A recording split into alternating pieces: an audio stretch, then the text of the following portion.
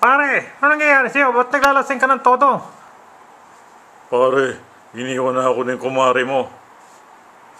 Umalis na si kumari. Iniwan ka na dahil sa mga kalokohan mo. Balita ko, meron kang mga 6 video dyan eh. Oo pare, nakita niya. Pero lasing lang ako noon, hindi ko kailangan, hindi ko mahal yung babae na yun. Iniwan ko na yun, wala yun. Nakaraan na yun. Pare naman kasi dapat tinago mo yun. Ayan tuloy, nakita pa niya. Kaya nga pare, wala na akong misis ngayon. Anong gagawin ko? Maglalasing lang ako araw-araw.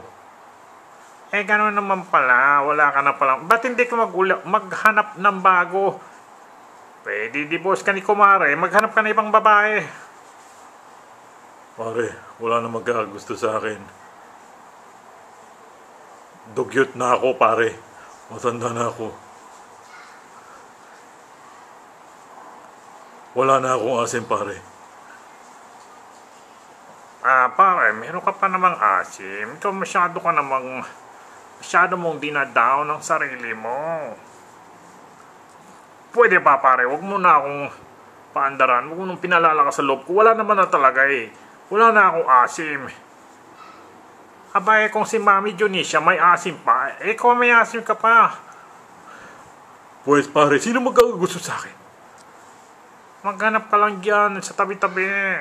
May magkakagusto sa'yo. Wala na pare. Wala na akong pag-asa sa buhay. Maglalasing na lang ako. Uubusin ko itong tanduay. Mga 3 bote ang iinumin ko sa araw-araw. Tanduay. Pare, may asim ka pa. Okay. Maglasing ka lang dyan pare. Pero pagkatapos mo maglasing bukas, maghanap ka na ng bago mong makakalaguyo. Diyan sa tabi-tabi, meron dyan magkakagusto sa'yo. Pare naman eh. Ayokong masayang ang aking oras. Sino ba ang magkakagusto sa akin? Pare, alam mo, matagal na ako may gusto sa'yo pare. Ako na lang ang mahalin mo. May asim ka pa, promise. Pagsisilbihan kita araw-araw. Pare, ba din ka pala? Walang iya ka. Pare, sige na. Wala na naman si kumari. Ako na lang ang iyong mahalin. Tumigil ka! Walang iya ka! Alis na ako! Pare, may asim ka pa. Mamahalin kita. Walang iya. Hindi gumana ang aking plano. Maglalasing na lang ako. Patrick, mahal ko pa naman si pare.